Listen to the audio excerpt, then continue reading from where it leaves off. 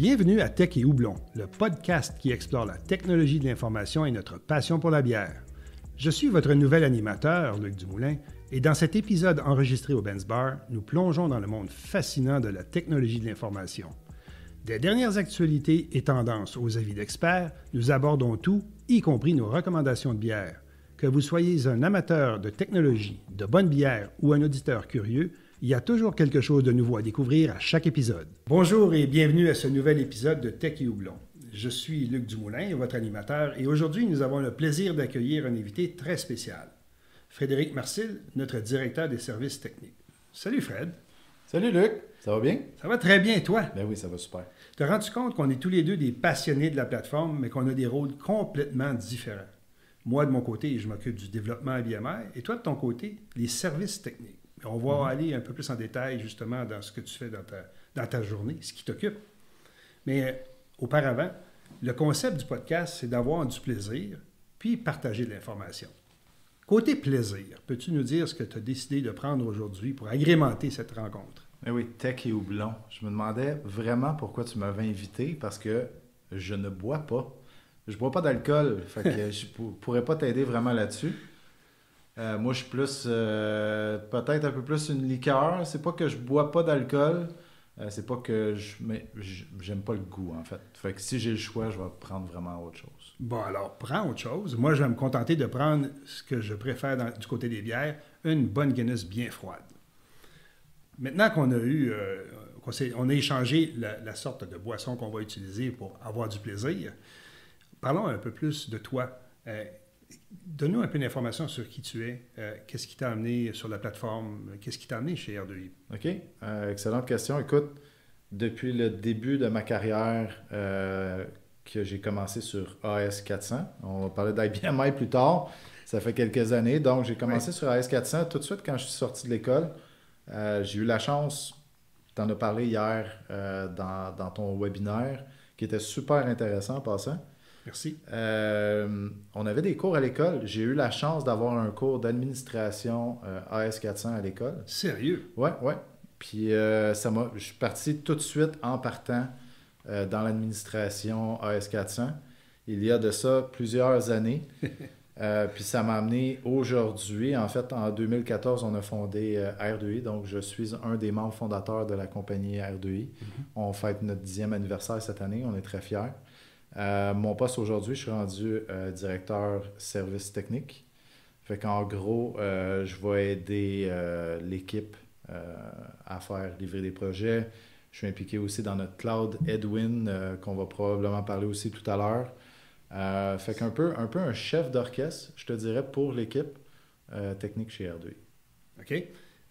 Je sais que tu as beaucoup de responsabilités du côté technique. J'imagine que tu ne fais pas ça tout seul.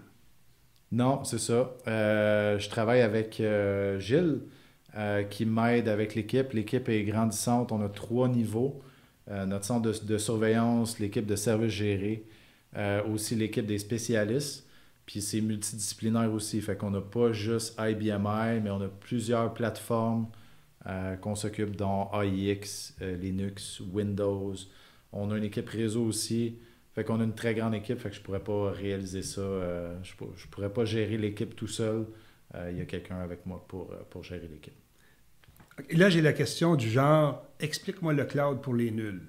Sérieusement, peux-tu me donner brièvement une description de ce que c'est que le cloud?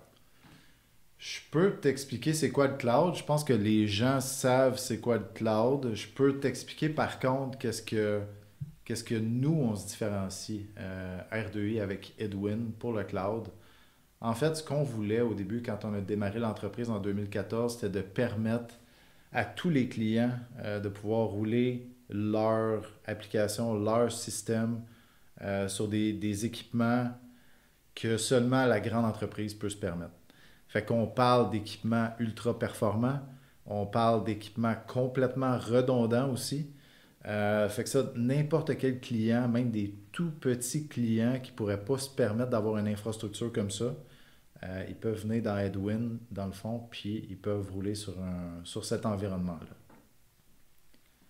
Alors, j'imagine qu'en plus de pouvoir rouler ou exécuter leurs applications qui leur permettent le quotidien, il y a d'autres genres de services qui vont se greffer à ça. Oui, c'est ça. Fait que aussi les petits clients ou même les clients moyens, un des exemples, c'est par exemple les librairies virtuelles. On sait que les clients vont devoir possiblement prendre leur sauvegarde sur des bandes, donc vont devoir avoir quelqu'un qui va gérer des bandes. Chez R2I, on n'utilise pas de bandes, peut-être lors des migrations ou des sauvegardes annuelles, mais vraiment quelque chose de spécifique. Nous autres, on est tapeless. On n'utilise pas de cartouches. Tout des VTL, Virtual Tape Library. Fait que tout est virtualisé, tout est stockage sur disque pour les sauvegardes. Fait que ça peut être quand même une bonne dépense là, pour des clients, cette technologie-là. Une petite question comme ça, c'est le gars de dev qui parle. Est-ce que le fait de s'en aller vers le cloud, d'utiliser les VTL, ça nécessite des changements au niveau des applications? Ouais, c'est une bonne question. Absolument pas. Nous autres, ce qu'on utilise, c'est présenté exactement comme une cartouche physique.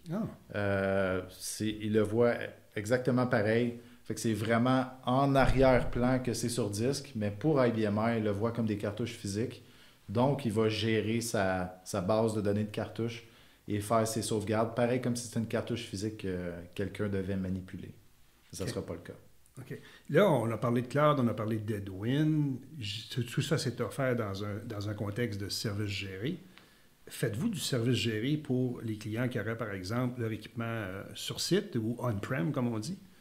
Oui, absolument. L'équipe, autant pour les services professionnels que les services gérés, ne sont pas obligés d'être dans Edwin pour qu'on puisse les aider. Fait qu'ils peuvent avoir des clients que ça fait 1 an, 2 ans, ou tout simplement leur décision de garder leur système sur site. Et oui, l'équipe de R2I peut s'occuper quand même de faire l'administration de leur machine.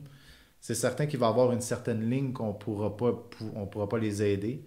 On parlait de la manipulation de cartouches. Ouais. C'est quelque chose qu'on ne pourra pas faire à distance, évidemment. On va avoir besoin d'eux. Mais tout le reste qu'on va pouvoir faire, mise à jour de système, gestion des logiciels tiers, s'occuper de la réplication, n'importe quelle tâche, R2I peut aider, même si le client n'est pas dans Edwin. OK. Donc, ça veut dire qu'à la limite, à part manipuler des tapes, ces clients-là n'ont pas besoin vraiment de s'occuper de la portion IBMI, de leur infrastructure et tout ça. Là. C'est tout géré à partir des services qu'offre R2I. Oui. Oui, exactement. Fait que c'est vraiment l'idée quand on a parti de l'entreprise en 2014, c'était d'aider nos clients. C'est une plateforme que j'adore personnellement, que tu adores aussi. Oui. C'est une plateforme qu'on adore tous. On sait que la main-d'œuvre était vieillissante. C'est une des raisons principales pourquoi les clients veulent quitter cette plateforme-là parce qu'ils sont un peu pris. Qu'est-ce qu'on peut faire pour les aider à ce moment-là? On est comme, on le dit, on est comme une extension de leur équipe. Fait des fois, les clients qui étaient chanceux avaient 2 administrateurs système. La majorité des clients avaient un administrateur système. Même certains, c'était un programmeur qui faisait ça à temps partiel. L'idée était, on va s'occuper de votre infrastructure dans le cloud. On peut s'occuper de votre infrastructure chez vous, côté service. On peut faire tous les services gérés là, que le client a besoin. Quand on parle d'Edwin, on parle, j'imagine, d'un réseau distribué. Vous n'avez pas tout ça sur un seul gros power, parce que ce ne serait pas sécuritaire de le faire de cette façon-là. Peux-tu nous parler un peu de comment Edwin est structuré?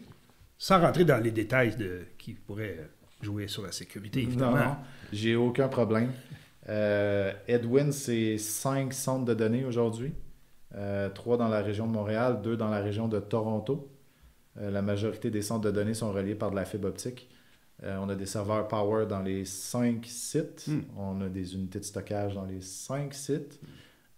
Donc, ça peut permettre à peu près n'importe quelle combinaison. Un client pourrait avoir, par exemple, production et relève à Montréal, puis un système de recouvrement, un système de DR à Toronto. On peut faire à peu près toutes les possibilités. Là. OK. Donc, 5 centres de données, j'imagine que c'est assez gigantesque comme infrastructure. Comment est-ce que vous arrivez à faire la gestion de tout ça? Parce qu'on parle d'être à jour, on parle d'être à date, on parle de sécurité et ainsi de suite. Comment vous y arrivez? Ça a parti d'un beau projet, en fait. Comment est-ce qu'on peut s'assurer que tous nos systèmes sont à jour et qu'on n'oublie aucun système? On va peut-être parler de nos 5 certifications ISO un peu plus tard dans le podcast. Écoute, le fameux calendrier des maintenances annuelles est quelque chose qui a été ultra important pour nous. Fait que dans le fond, on a fait au départ, ça il y a plusieurs années, l'inventaire de tous nos équipements. On a pris après ça un calendrier annuel, on a mis on va dire les périodes de gel ou de blackout habituellement des clients. Donc on parle du temps des fêtes, on parle de l'été, que souvent il y a des personnes en vacances. On ne veut pas nécessairement faire des travaux de nuit, de fin de semaine pendant ce temps-là parce qu'on est en personnel réduit. Ouais. Puis après ça, on est allé distribuer les équipements dans le calendrier selon, par exemple, Edwin, au centre de données Edwin A, on a un système de production qui est là, puis habituellement, les clients vont être sur le même serveur à Edwin B. Bien, on s'assure d'avoir un certain délai entre les mises à jour de ces deux systèmes-là pour ne pas impacter. Donc, on va faire, par exemple, Edwin A. Un mois plus tard, on va faire la même mise à jour du côté Edwin B, Edwin C, Edwin D, Edwin E. Fait que c'est vraiment ce calendrier-là. Puis tout est dans le calendrier. Fait que 2-3 semaines avant, on va avoir une note qui va dire qu'il faut annoncer au CAB la mise à jour de cet équipement-là, l'impact, s'il va y avoir de l'impact ou non pour les clients. Tout est fait dans le calendrier annuel. Puis à toutes les fois qu'on a un nouvel équipement qu'on installe dans le cloud, on en installe presque à tous les mois des nouveaux équipements, ça n'arrête pas de grossir. C'est dans nos instructions opérationnelles qu'il faut aller absolument placer cet équipement-là dans notre calendrier de mise à jour annuel. Comme ça, on s'assure à 100% que tous nos équipements sont à jour, tout le temps. OK. Et si on parle de mise à jour d'OS, par exemple, les PTF, comment ça fonctionne? Mise à jour d'OS, de PTF, ça, c'est plus côté, on va dire, client. C'est le client qui peut décider pour voir s'il reste, lui, à la version V7R4 pour telle raison. Il y a des clients aussi qui ont une mentalité de dire je ne veux pas appliquer le dernier CUM, mais ça c'est géré complètement à part parce que les OS, c'est vraiment du côté client. Nous, c'est vraiment du côté infrastructure. Ah, OK, je comprends. Juste un peu plus tôt, tu mentionnais les ISO. Peux-tu me parler de ISO? Parce que je sais que chez R2I, c'est quelque chose qui est hyper important. Alors, parle-moi d'ISO et ce que ça a comme rayonnement. Oui, souvent on entend parler d'ISO, on pense aux vieilles normes là, qui étaient plus pour les entreprises il y a plusieurs années. Oui, c'est ça, oui. Écoute, R2I, on a 5 certifications ISO. Il y en a qui sont directement reliées à la sécurité, aux données personnelles. Il y en a d'autres qui sont sur la qualité du travail. Tous nos équipements, par exemple, on doit leur donner une cote selon s'ils sont redondants, si la robustesse de l'équipement. On doit les noter à chaque année. La note globale, moi, je dois l'augmenter à chaque année. Fait que comment je peux rajouter de la redondance, comment je peux améliorer mon parc informatique. ISO amène ça aussi. Écoute, ça l'amène beaucoup de choses, mais ça l'amène beaucoup de bonnes choses. Comme? Tout ce qui est approbation, CAB, évidemment, ça, je pense que la majorité des entreprises le font. La documentation technique, je parlais du calendrier des maintenances annuelles dernièrement, super important pour R2I. On parlait aussi des instructions opérationnelles plus tôt.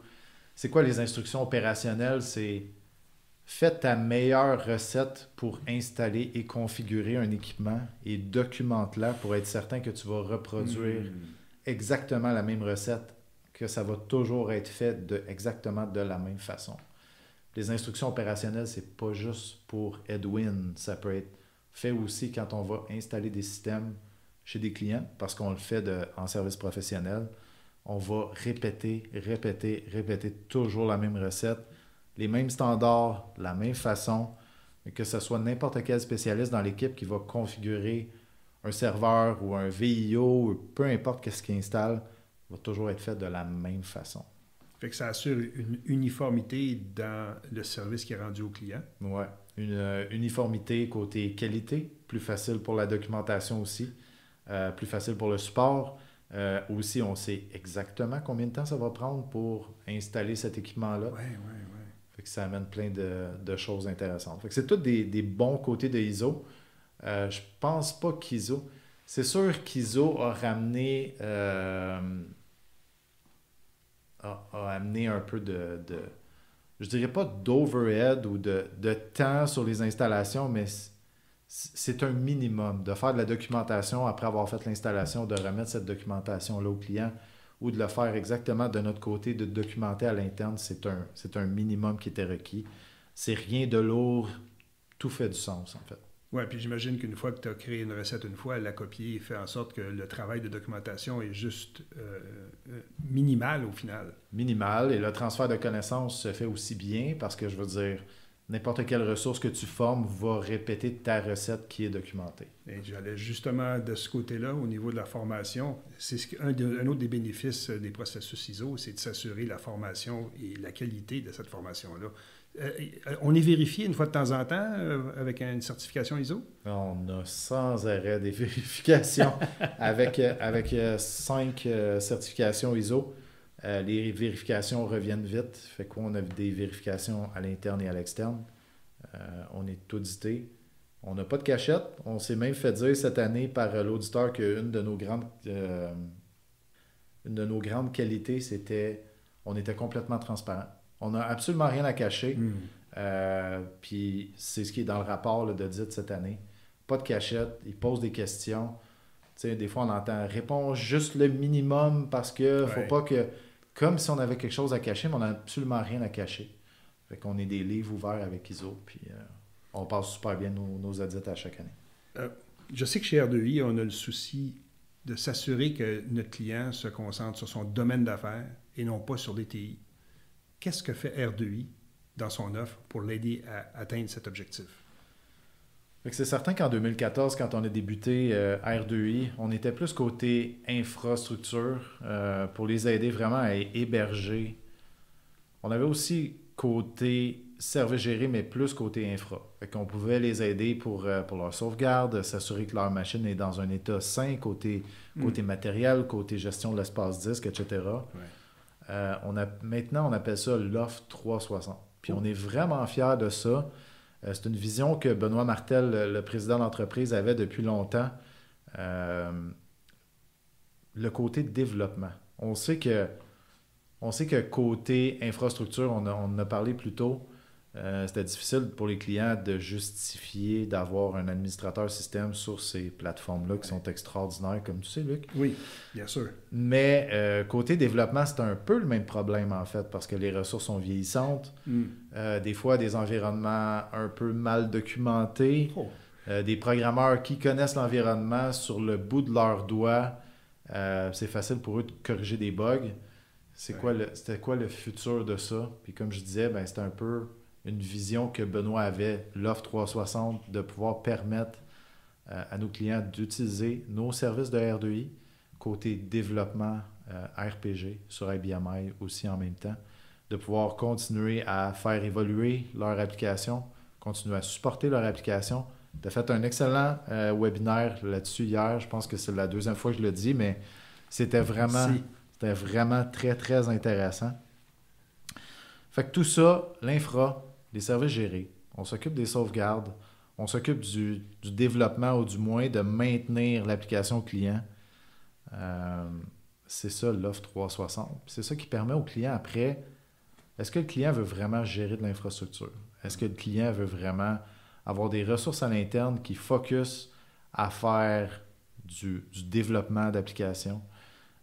On veut que les clients ils focusent vraiment sur leur ligne d'affaires, sur leur business, puis qui nous laissent gérer tout ça en arrière. On a une équipe en place qui est prête pour les aider. On a des plans de formation aussi qui sont en place. Encore une fois, tu en as parlé un peu hier. C'est le même principe de mon côté infrastructure. On forme la relève, on forme des nouveaux programmeurs pour qu'ils utilisent les nouveaux outils pour pouvoir aider les clients. On veut du futur pour cette plateforme-là. On y croit, on l'adore. Fait que c'est ça l'offre 360 de R2I. Je pourrais pas mieux dire. Puis peut-être pour conclure cette première partie-là, j'aimerais que tu me dises, j'ai entendu dire, puis j'aimerais que tu valides cette information-là, j'ai entendu dire qu'on peut même aider les clients quand les vérificateurs sont sur site. Oui, ben ça peut se faire en amont aussi. Fait que R2I peut agir en tant que tampon, on va dire, puis ça a vraiment beaucoup de valeur. Tampon entre le client et les vérificateurs. Je trouve que les clients devraient calculer combien ça leur coûte à l'interne juste pour produire les rapports requis ou le temps passé à répondre aux questions des vérificateurs. Nous, on a des outils qu'on est capable de mettre en place, autant sur IBMI que sur d'autres plateformes, pour pouvoir aider les clients puis être une zone tampon entre les vérificateurs et le client pour réduire le temps qu'ils passent là-dessus. Je pense qu'ils peuvent se concentrer sur des choses beaucoup plus intéressantes, sur leur business, leur ligne d'affaires, que de répondre aux questions des vérificateurs. Oui, je comprends ça pour l'avoir déjà vécu ailleurs. D'accord. Merci Frédéric. Voilà qui conclut la première partie de notre podcast. Merci à tous d'avoir été avec nous aujourd'hui. On se retrouve le mois prochain pour la deuxième partie de notre discussion reliée à Edwin et aux offres de R2I. Ne manquez pas cette suite captivante où nous continuerons de dévoiler les coulisses technologiques et les solutions innovantes offertes par notre équipe. À bientôt et merci encore une fois à Frédéric. Merci Luc.